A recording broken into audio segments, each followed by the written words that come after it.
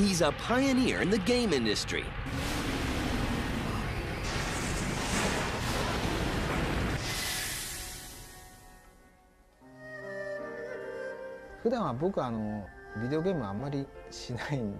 I don't play a lot of video games, so I was always interested in things outside of the world of games. Even today, that's where my inspiration comes from. Music, movies, things outside of the game world. He's a philosopher, he's an artist, he's a mathematician, he's a Renaissance man. And he created something immortal.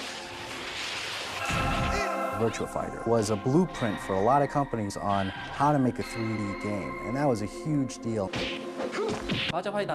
This was the first game that he created which had actual human characters.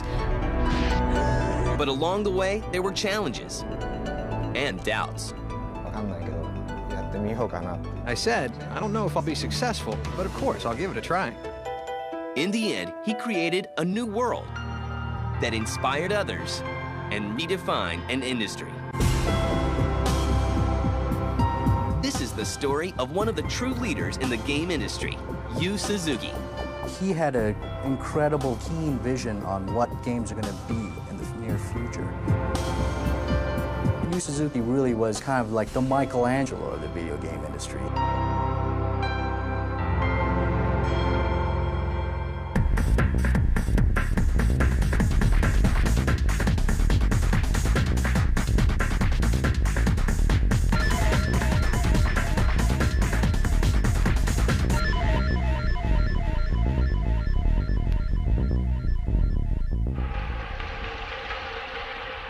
Yū Suzuki was born in Japan on May 10, 1958.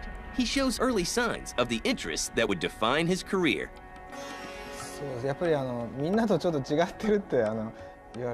People told me that I was different from other children.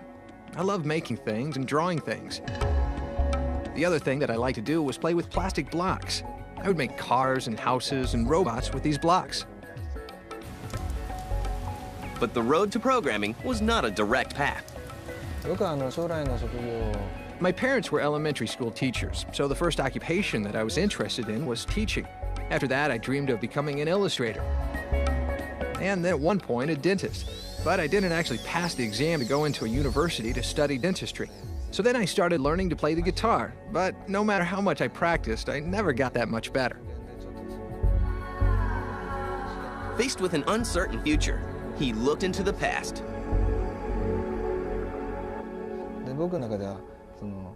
When I entered the university, I started learning more about programming. I realized that this was very much like playing with Dio blocks as a child. You took different pieces and you put them together in different ways to make something new. After graduating from Okayama University of Science, Yū Suzuki begins to look for a job. When I originally came to the interview at Sega, it wasn't because I was interested in games. It was more because of my interest in programming. But the interviewer was very nice, and I got a very good feeling about the company, and that's why I joined. In 1983, Sega is already a growing force in the video game market. Games like Zaxxon are popular in both the arcade and home console markets. When I entered Sega in 1983, there were very few people in development. Also, the offices were very small. 5 people shared one table. It was that kind of environment. After working for 2 years as a support programmer, he's given a shot at producing his own project. To develop this game, I rode on motorcycles a lot. When we came up with the prototype, I would ride that prototype bike for hours and hours, every day. He puts his efforts into a motorcycle simulation and his focus into an arcade cabinet. At that time, a lot of Japanese arcades, they had what was called coffee top table arcade machines. But then there was Hang-On, which was this huge machine with a motorcycle stuck into it. Hang-On and its innovative design quickly becomes a success in both Japanese and American arcades. You know, nothing stood out like Hang-On. When you walk into an arcade and then you see literally just a motorcycle thing that you can get on and ride in, it made video games more of a kind of entertainment activity. It felt so real. You're going like this, you're going like this, and leaning over. Oh, a little bit too much, a little bit too much. I'm gonna crash, bam! The level of immersion in that game was just unbelievable. Sega soon follows with another Yu Suzuki arcade innovation. Welcome to the fantasy zone. Get ready. Space Harrier was a game where you're basically spaceman-type pilot, and you're on a jetpack, and you're flying all around in this terrain, and there's all these flying objects coming at you. And you literally see on the screen a thing coming from a far distance, and it gets bigger and bigger. There was really nothing else like it at that time. Yu Suzuki continues his success with two more innovative arcade games for Sega, Afterburner and Outrun. Outrun's a driving game where you're driving a convertible Ferrari, you're outrunning your opponents, but this is not a racing game. This is a driving game where you got one hand on the wheel and the other one around your babe. You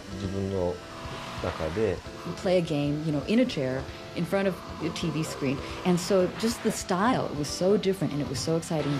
He was also very aware of car physics. He had little touches in there like suspension, like braking, like skidding out.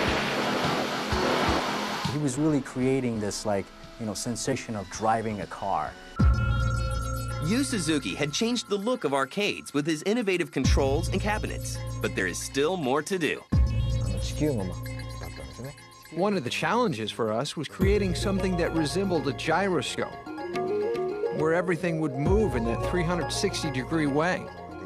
And if you look at all the Yu Suzuki games, all the cabinets are huge. I mean, there are these monstrous, cockpit for Afterburner, the motorcycle for Hang On. He knew that it was more than just a screen on a little table thing, that this was going to become an immersive experience. He had this incredible vision that the arcade industry is going to become more than just, tabletop games. By 1991, Yu Suzuki is already a celebrated game designer, but his next move will put him head-to-head with an undisputed champion of the arcade industry. I don't think people thought that was going to be a big success. So yes, it was very difficult.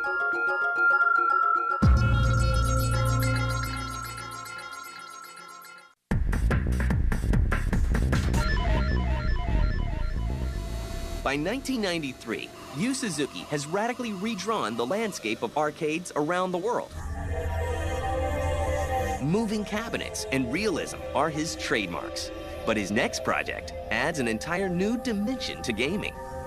3D was something that I was interested in for my days at university. In fact, my thesis at university was about 3D. I'd always been wondering what I could do with that technology. Around that time, the president of Sega realized that Capcom had a fighting game called Street Fighter II, and that was very popular. And he was very concerned that Sega was always losing to competitors in the fighting game area. So he asked me if I could come up with a game that could be competitive in the field. And I said, I don't know if I'll be successful, but of course, I'll give it a try. Yu Suzuki begins production on his next endeavor, but his lack of martial arts knowledge forces a much-needed trip to China.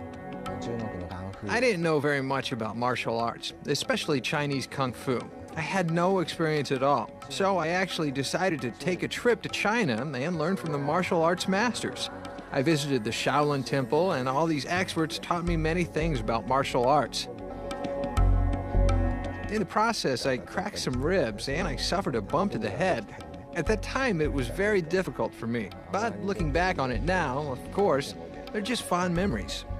Even Yu Suzuki, I heard say that people thought he was crazy to go after Street Fighter or to make a competitor, direct competitor, Street Fighter.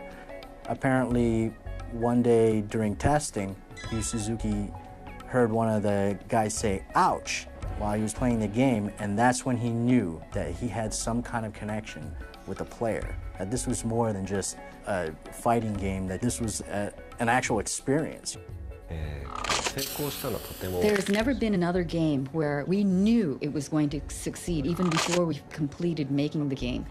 We knew that this was something that really was going to take off. In 1993, Virtua Fighter is released, and audiences are stunned. Fight one, ready, go! The number one thing that was huge about Virtua Fighter was that it was in 3D, and that was a big, big deal.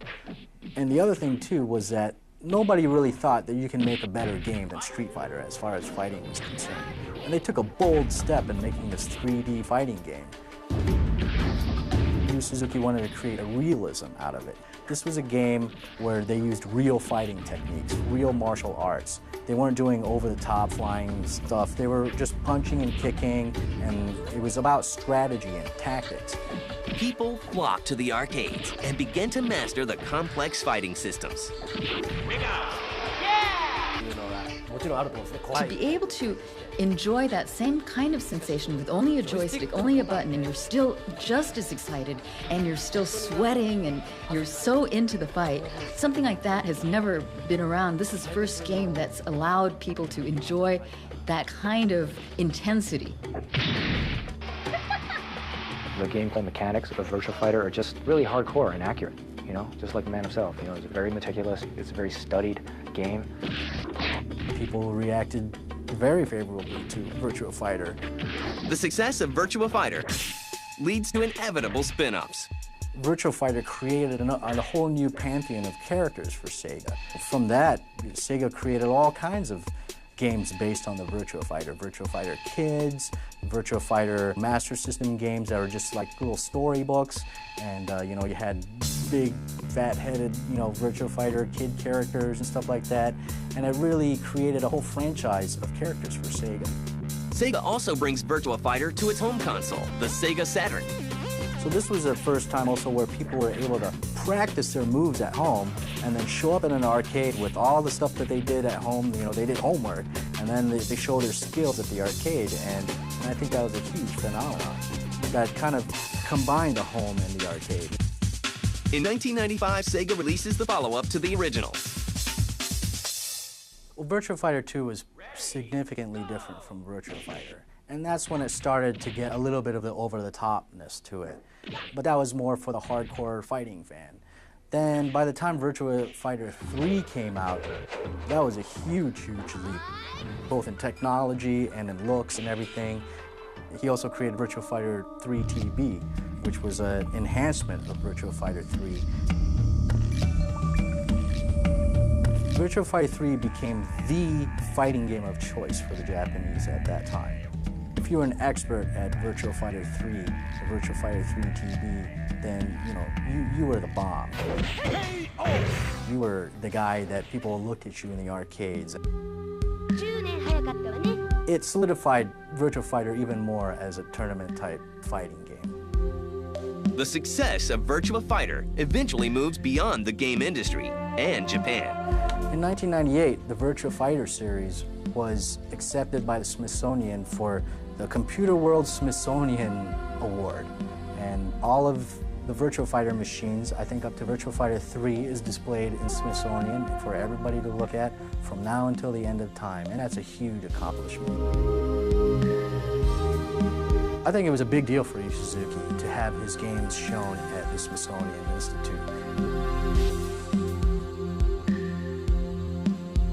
That's a big deal, is to have, you know, something like Virtua Fighter be accepted by mainstream America as a real work of art or a real accomplishment in technology. That's something that we all should be proud of. In a little more than a decade, Yu Suzuki changed the way we play video games. But he is about to face some serious obstacles.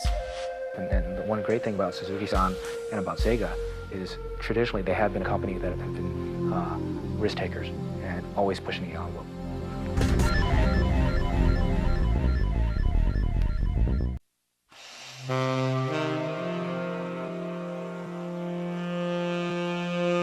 In 1998, Sega was developing their new console system, the Dreamcast. The power of the new system allows Yu Suzuki to bring a mere thought to life. Shenmue was probably one of the most expensive endeavors that Sega ever took on. I mean, it was a huge investment, and it did come under some time constraints. It was been developing for a couple of years. So when the Dreamcast came around, he basically started from scratch. I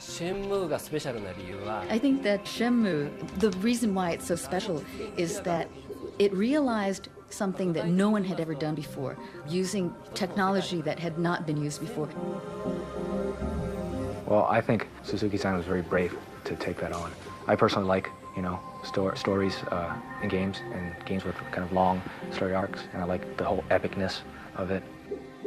I like the fact that it aspired to be something so big was, I think, very refreshing.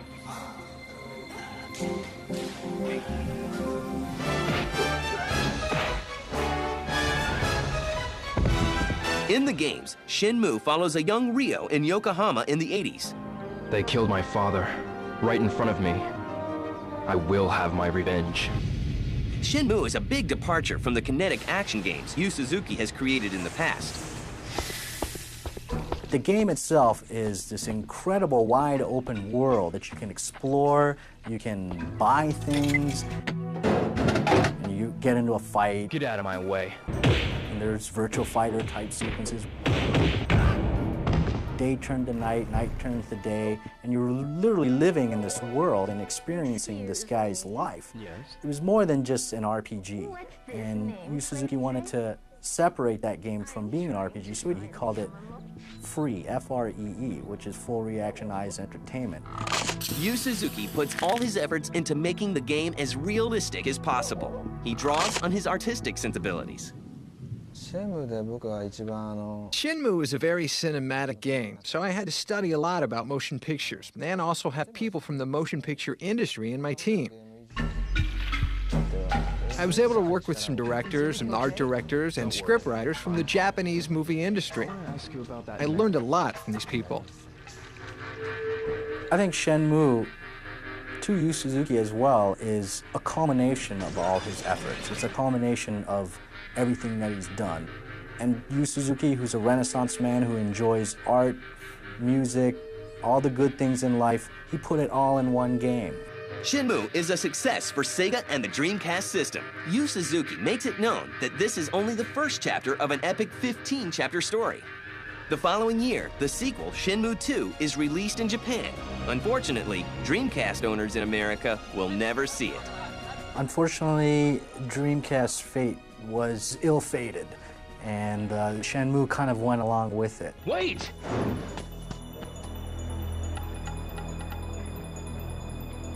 After the Dreamcast dies, Sega enters into an agreement with Microsoft to create original material for its new Xbox system. Shenmue 2 was really probably one of the biggest Sega games, and in order for Microsoft to secure something like Shenmue 2, that was a huge deal. Shenmue 2 arrives on American shores in the fall of 2002. The Xbox version of Shenmue 2 for the US was put out by Microsoft. So there wasn't too much Sega or Yu Suzuki involvement in it. And they didn't have voice actors that were American to do the voice acting in the Xbox version of Shenmue 2. It's all subtitled. And I think that kind of demonstrates that maybe Yu Suzuki was a little bit, put off that Shenmue didn't do too well in the United States on the Dreamcast after all the effort he put into it. Despite the ups and downs and the loss of a proprietary console system, Yu Suzuki remains at Sega after 20 years developing games. I think probably Mr. Suzuki has remained loyal to Sega for all these years because he's seen how Sega has grown along with his own career. So they have been growing together. You put on quite a show, boy. And with an innovative company like Sega, it's a match made in heaven. The reason that I am who I am today is because I joined Sega. But I like the place. I think that's why I stayed. And his artistry goes beyond games. Yu Suzuki is also an accomplished painter. I know Yu-san has many projects going on in his head constantly. Yu-san, as an artist, I think he draws his inspiration mostly from his favorite things and also his hobbies, whether that's his Ferrari and many other things. He draws his inspiration very naturally from his favorite things.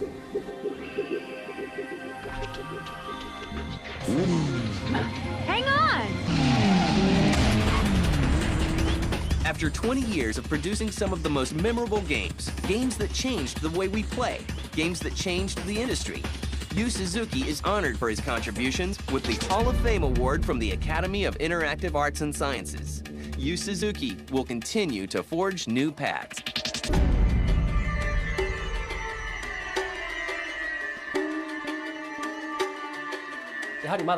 His whole career has been one hit after another, and I know there's another hit just waiting to happen. I can't tell you what it is, but very soon there'll be a new product that will just completely change everything that's come before. You better not be lying.